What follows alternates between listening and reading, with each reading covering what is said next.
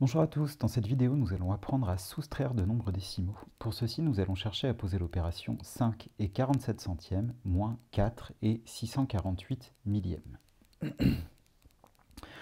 Comme pour l'addition, lorsque tu dois poser une soustraction avec deux nombres décimaux, tu dois veiller à aligner les chiffres qui composent chacun de ces deux nombres en faisant bien attention à aligner entre eux les chiffres de même rang. Comme pour l'addition, pour aligner ces chiffres, tu peux soit t'aider d'un tableau de numération, soit écrire ta soustraction, la poser, en faisant bien attention à aligner entre elles les virgules.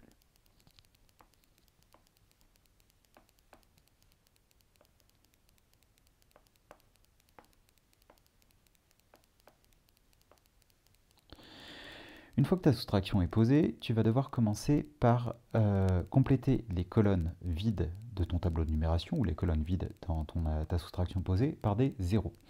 Ici, pour 5 et 47 centièmes, j'ai une colonne vide, la colonne des millièmes. Je vais donc la compléter par un 0 et je vais commencer à poser ma soustraction en cherchant à compléter la colonne des millièmes. Je vais donc faire 0 millième moins 8 millièmes.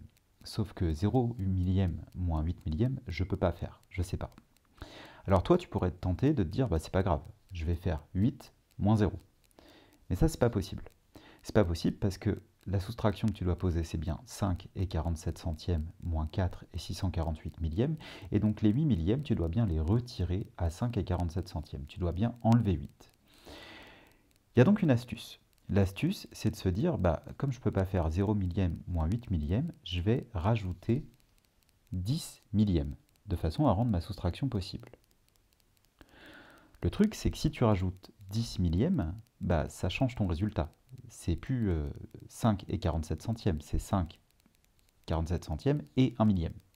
Donc ces 10 millièmes, il va falloir les renlever. Mais en fait, on va les renlever sous une autre forme.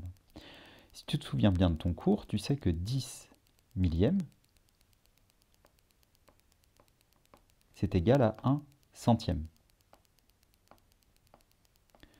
Donc pour rendre la soustraction possible, on va rajouter 10 millièmes, mais on va les renlever ensuite en enlevant 1 centième de plus quand on passera la soustraction dans la colonne des centièmes. C'est exactement le même principe que pour la soustraction avec des nombres entiers.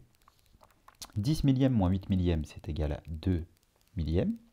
Je dois ensuite faire 7 centièmes moins, non plus 4 centièmes, mais 5 centièmes. Il me reste donc 2 centièmes.